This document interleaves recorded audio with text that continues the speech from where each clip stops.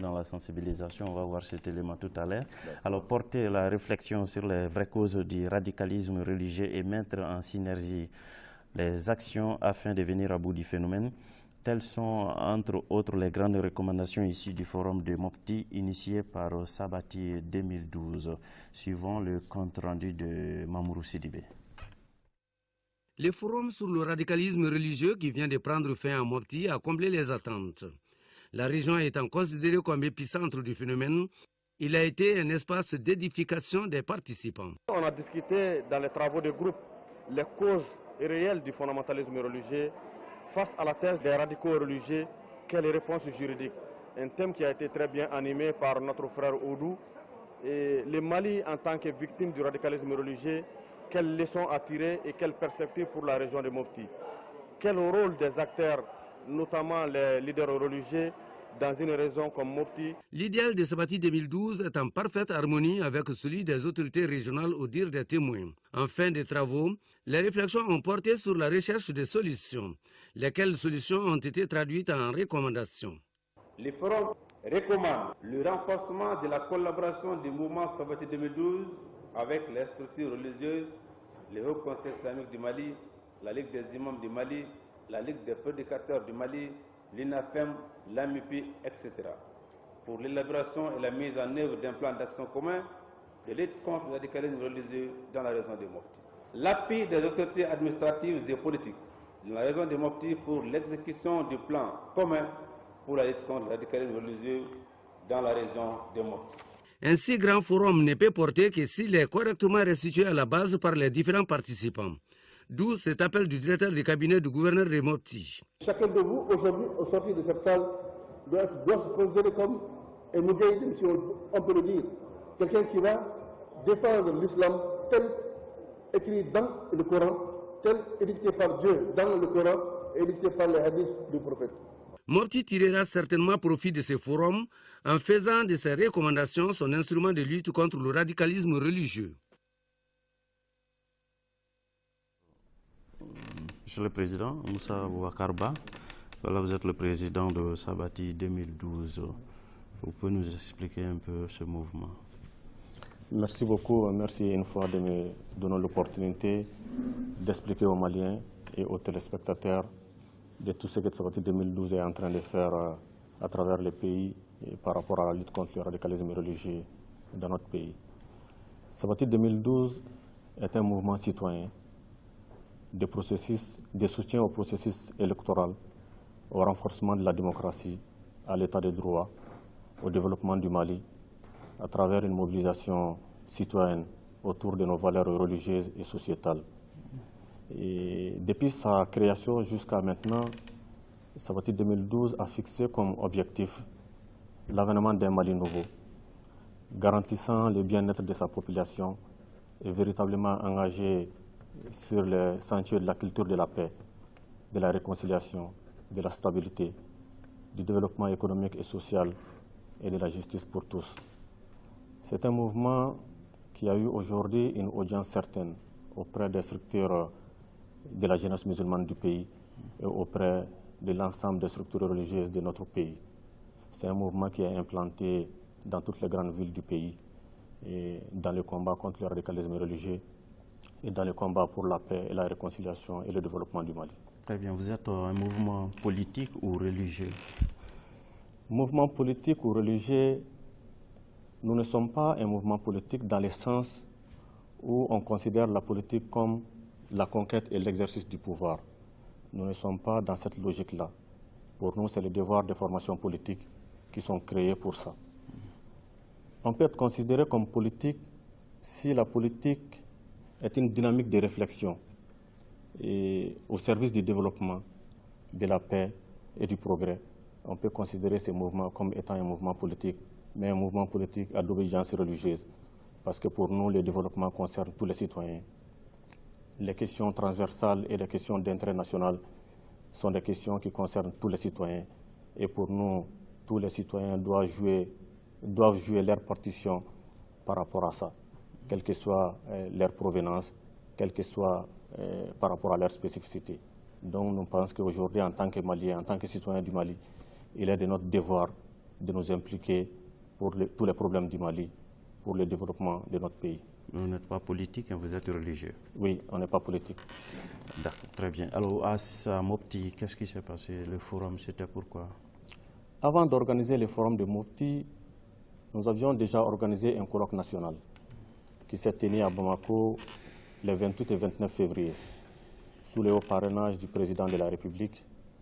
Ce colloque a regroupé 404 participants qui sont venus de toutes les localités du Mali et des invités internationaux, dont Mme Ibn Ziaten, qui est aujourd'hui considérée comme l'icône européenne de lutte contre le radicalisme religieux.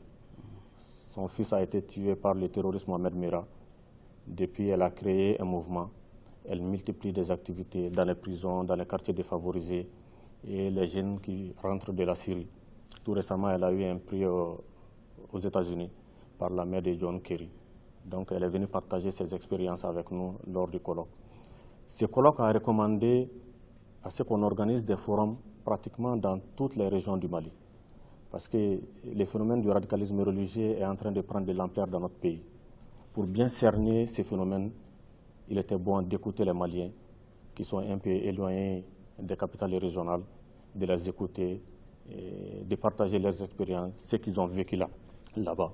Donc ce forum a décidé d'organiser à travers les recommandations des forums dans toutes les régions du Mali. Donc on a organisé le premier forum à Kaï, c'était les 24 et 25 avril. Et les forums de Ségou, une semaine après, les forums de Sikasso. Et les 4 et 5, on a organisé le forum de Mopti. Et la particularité de Mopti par rapport aux autres régions, c'est que Mopti, comme les reporters a dit, est considéré aujourd'hui comme l'épicentre du problème. Parce qu'aujourd'hui, il y a tellement de problèmes à Mopti. Et les délégués sont venus de toutes les localités de Mopti au nombre de 350. Kaye, c'était 250. Sikasso et Ségou, c'était 100 délégués qui sont venus pratiquement de toutes les localités de ces régions-là.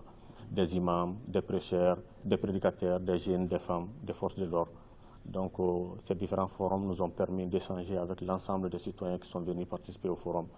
Et pour nous, ça a été une réussite totale, tous les forums. Qu'est-ce que vous avez vu là-bas, à Mopti? À Mopti, vous savez, la particularité de Mopti par rapport aux autres régions, comme je l'ai dit, Mopti est considéré comme l'épicentre du problème, pour la simple raison que Amadou Koufa est de la région de Mopti. Il est considéré aujourd'hui comme l'une des figures emblématiques du radicalisme religieux dans notre pays. À côté, il y a Dagrali et d'autres personnes. Les clivages entre les différentes communautés dans la région de Mopti ont atteint un niveau aujourd'hui. Si rien n'est fait, nous risquerons de nous retrouver face à une guerre ethnique. Parce qu'aujourd'hui, toutes les lignes de tension traditionnelles sont en train d'être exploitées par les groupes radicaux. Et vous le savez bien, dans tous les pays du monde, il y a un problème entre les éleveurs et les agriculteurs. Les agriculteurs ont toujours accusé les éleveurs de piétiner leurs champs.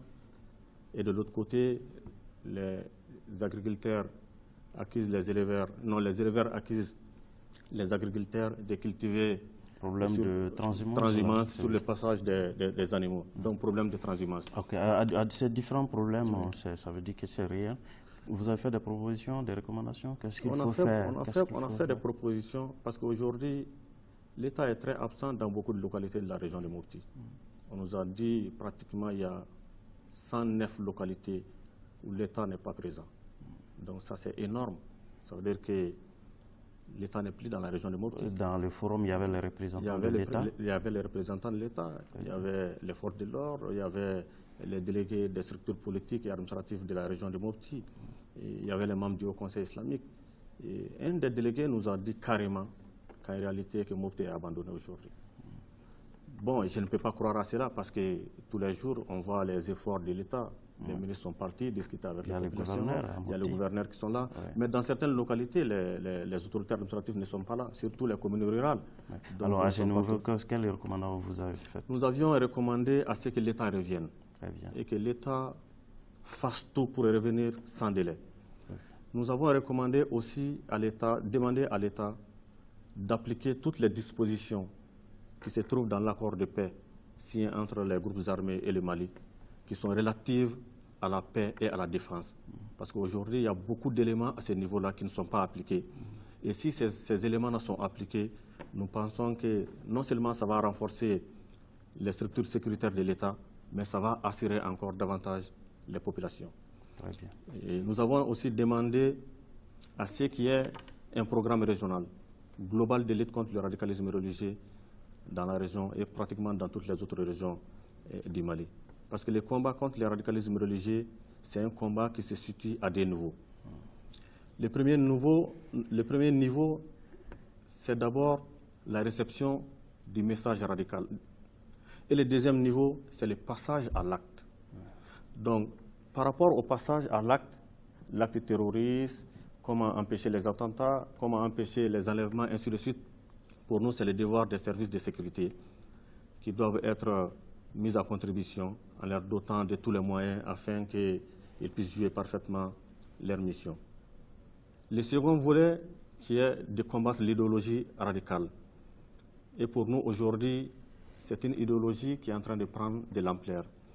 Une idéologie basée sur l'interprétation abusive et sectaire du Saint-Coran et les hadiths du prophète sallallahu alayhi wa sallam. Donc pour nous, c'est les oulémas, les leaders religieux qui sont bien outillés pour faire ce travail-là, en s'attaquant à l'idéologie radicale. Et je pense que si les oulémas et les acteurs religieux musulmans sont mis en contribution, nous pourrons gagner ce combat-là à ce niveau-là. Très bien. Alors, nous constatons que vous êtes pratiquement en train de sillonner tout le pays. Oui. Quelles sont vos sources de financement?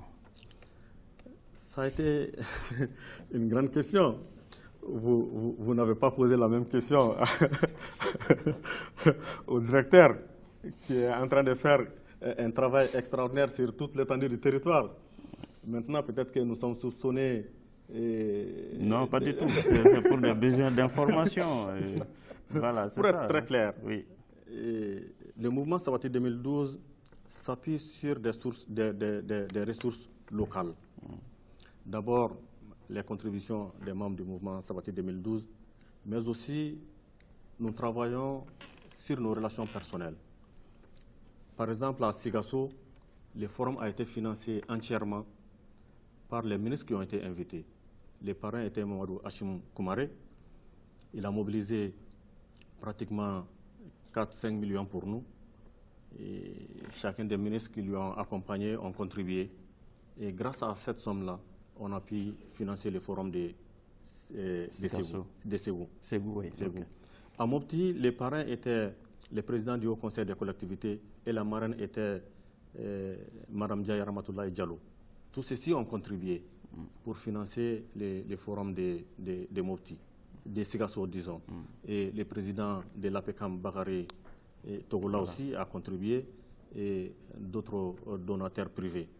À Mopti, ça a été comme ça. Boubou, en tant que ressortissant de Mopti, il a beaucoup appuyé financièrement.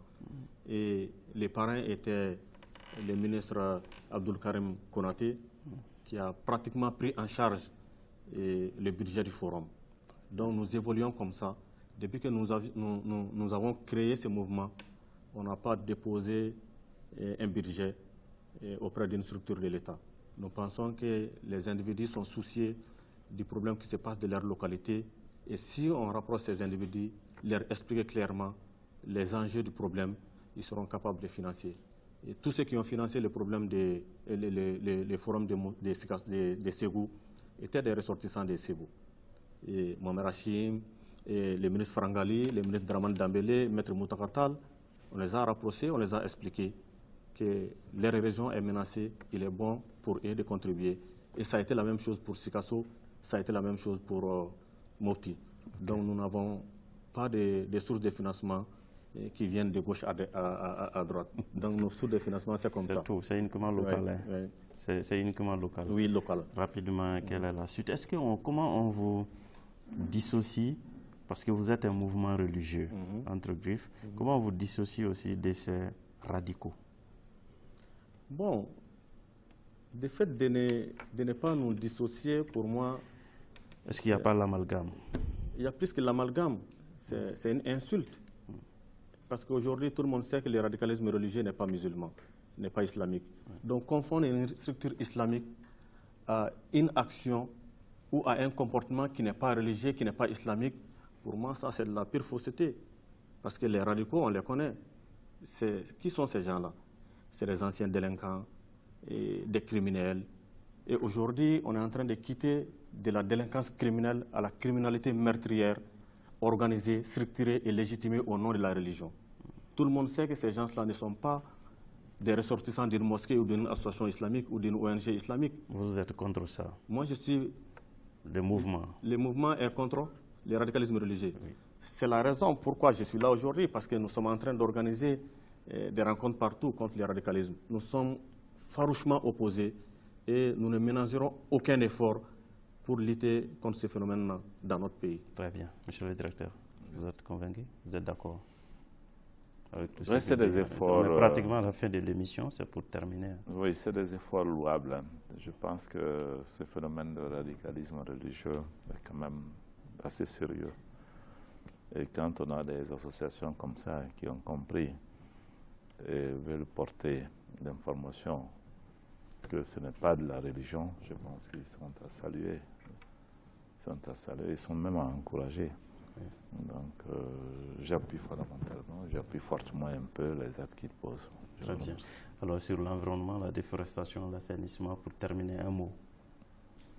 Message Protégeons notre environnement. Très bien, Monsieur le Président. Un mot pour terminer. Je pense qu'aujourd'hui, il faut prendre ces problèmes-là à bras-le-corps. L'État doit sortir des pressions extérieures. Parce qu'aujourd'hui, notre problème a pris de l'ampleur, tout simplement parce qu'on n'a pas laissé au Mali et aux Maliens de gérer convenablement notre problème sur la base de nos réalités sociétales et sur la base des mécanismes traditionnels de gestion des conflits dans notre pays. Et il est bon aujourd'hui que tous les Maliens se mobilisent derrière l'État afin de venir à bout de ces phénomènes-là.